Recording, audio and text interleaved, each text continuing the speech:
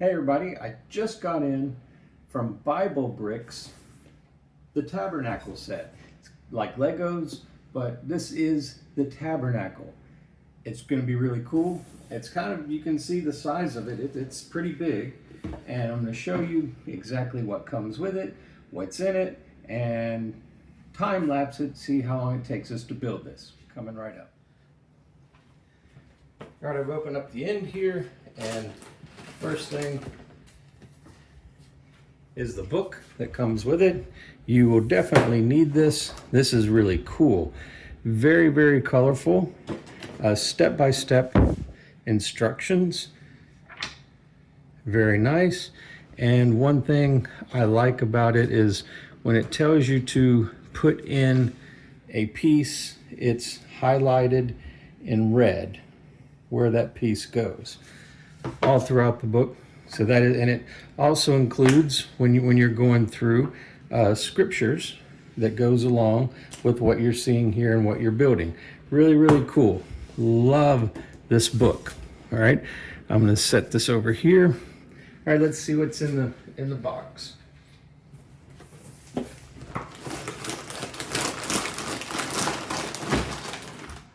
right. As you can see, there are many bags, and they are numbered. You can see this. They are numbered. This one's number 8. And it tells you in the book everything that should be in this bag and where they go and when to use what's in number 8 and so on and so forth. So how many are there total? 8 is the largest. No, here's 9, so I know there's 9 bags. 1, 10, 6. So looks like 10 is the highest number. So it looks like there's 10 bags in here. Also, I got something extra. I got the high priest.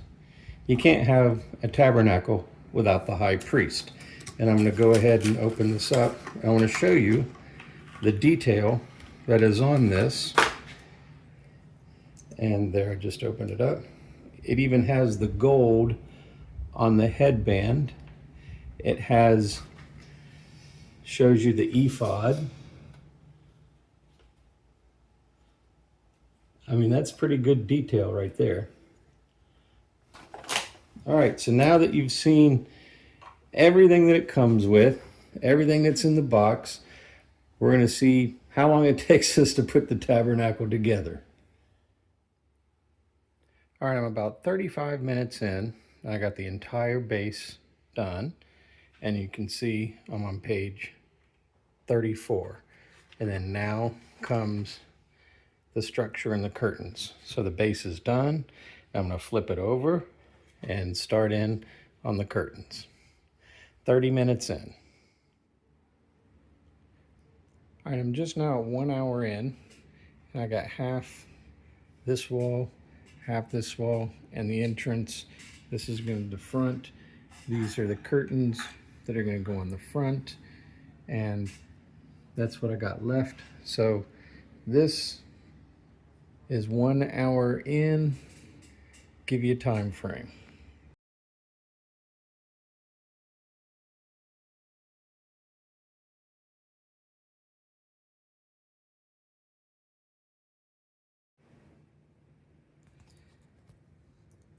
Okay, 2 hours in.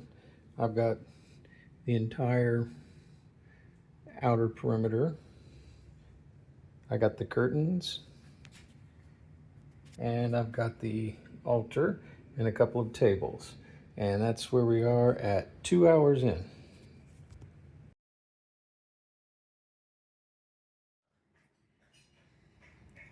All right, this is hour number 3. 3 hours have gone by, and you can see how much is done. All the walls, I'm working on the structure here, and the coverings are done on both sides. I got a couple of trees done just because I'm at page 168. So I'm at page 168, 3 hours. And like I said, I've not done any of the vegetation all along the way, except for this very few. And this is how much of the vegetation I have left that I'll go and do later. So there you go, 3 hours, and that's how much is done.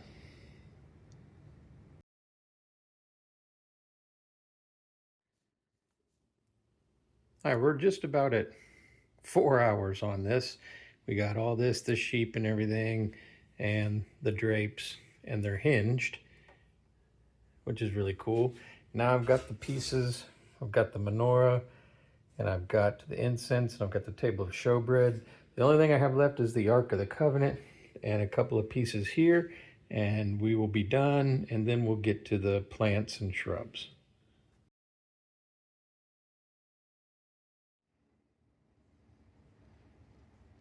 All right, here we are, 5.5 hours later. There it is, all complete. Now I did not fasten it down so I could show you. This is the top curtain, and I did not fasten this down. That's the top, so you could see in the menorah, table of showbread, and here you have the altar of incense and the Ark of the Covenant. Like I said, this is flapped down. I do not have the plants in here, but 5.5 hours, and that's how long it took me. And these are easy. You just put these back on here like this, and you can snap them down if you want, but I did not snap them down, number one, so you could see, and number two, it's easy access to look inside that way. So here's what I have left to make all the little plants and shrubs. And like I said, I had some of these already made up. So I might get to these. So it's 5.5 hours without making all of these.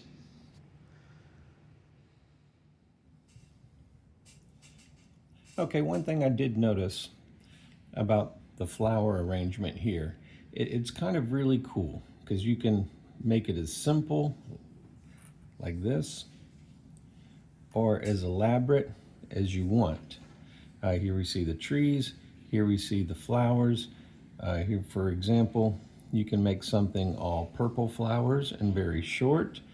You can make something long with only one white flower. You can combine them with purple and white flowers. And like I said, the possibilities are endless, and you can create whatever you want. You can put as many as you want, or you can put as few as you want, and I'll show you a close-up of what we got here. All right, I just put a couple in front and a tree, and a couple in front and a tree. I didn't put any down the side. Like this is where the possibilities are endless, because you can put as many down the side. You can put them inside the courtyard here, wherever you want. I just chose this way because it's plain and it's less distracting, and put them here on the front to kind of give it a little bit of color and kind of notice the front and everything. Then after that, I left it plain. But here's where, if you get with your child or kids or whatever, you can make these colors, these arrangements, anything you want. And like I said, the possibilities here are just endless. So I hope you've learned something from this, and hope you've gained some knowledge, and there you go.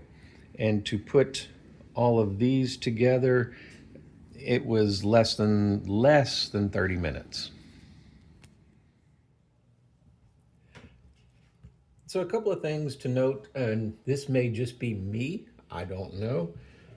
The ones that I had the most trouble with, not want to say trouble, but you had to take your time and you had to be very careful.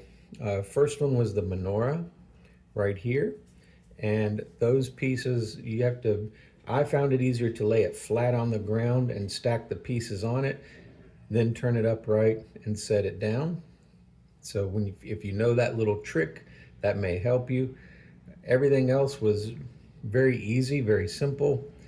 The Ark of the Covenant was a little bit tricky, a little bit. You have to pay close attention of how exactly everything fit. Other than that, everything went as planned. It really wasn't that difficult as long as you stuck to the instructions. I just a couple little techniques for this and that, and you'll have it. And that's really the only things that really gave me, I don't want to say problems, but took up most of the time to learn that trick to just lay it down flat and stack everything on it. And what I mean by that is, I'll show you. So lay the menorah flat like this, and while you're holding it, put the pieces on and stack them going this way. And holding it flat helps you because these bend and kind of come off fairly easy. So it's easy just to keep it flat like this and hold it while you're snapping the pieces on. All right, I wanted to make some comments about the book, the instruction book itself. This is really, really cool. Very well thought out, very well constructed. Book itself is very thick, very durable. I like it. The colors are very vibrant and appealing to kids. They put a lot of work into this, I'm telling you, and just the architecture and the drawings in here are phenomenal.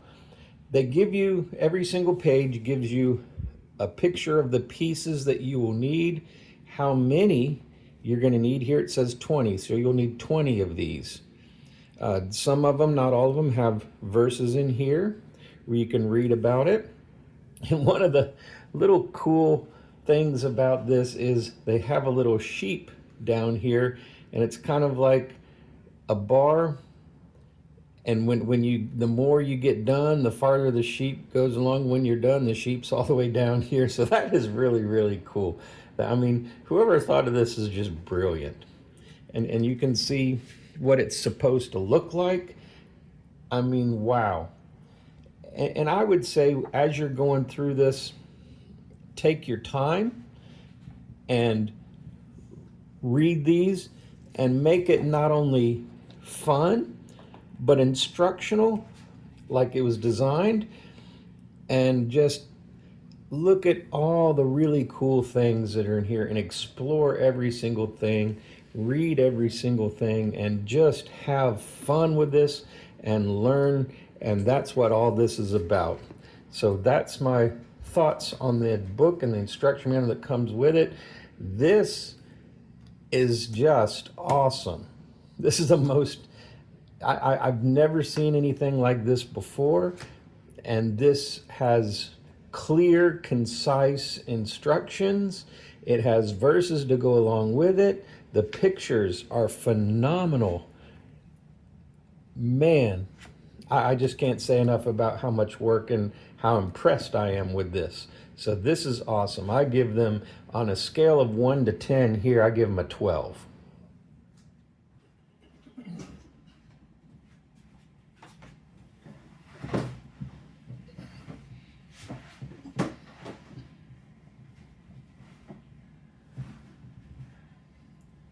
Okay, my final thoughts on this. Wow.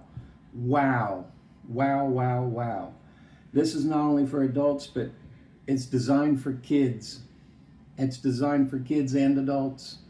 It teaches the kids, it teaches the adults. This is a complete package here. And keep in mind, this was very, very well thought out, very well engineered. This is incredible. The amount of detail that's in here is incredible. To the little silver toppers, to the posts, to the bases, to the silver base here. I mean, the horns on the altar, every little detail is in here. And every little detail means something. Wow, I'm just very, very, very impressed. Especially, and I went on about the book. That is so wow, so impressive. I can't even tell you exactly how impressed I am with that book. But I want to say this. As you're putting this together, as you're working through together, don't rush through it. Yes, it took me 5.5 hours. That's just to give you a rough guesstimate time frame. I took my time, especially if you were the kid or kids. It might take you a little bit longer, a whole afternoon. That's fine. Why? Because you're learning something very important. What is important here? When you're looking at this, going from the entrance to the presence of God at the Ark of the Covenant is a process. You couldn't just go straight to here. You had to go to the altar. You had to go to the laver. You had to pass the menorah and the table of showbread and the altar of incense, and then the presence of God at the Ark of the Covenant. There's a process here. While you're building and while you're putting these together, discover that process. Discover that part of the process. What does the altar of sacrifice mean? What does the wash basin, the laver mean? What does the menorah mean? What's about the table of showbread and the incense? What's it all about? Read the scriptures that are in the book. And not only that scripture, but that whole paragraph and story that's associated with it. And just let this come to life as you're building. And let the story tell itself. And discover it together. This is phenomenal. I am most impressed with this. So I hope you also get one of these, take the journey, build and take the journey, because this also represents your life. Your life is a journey. It's a process of steps.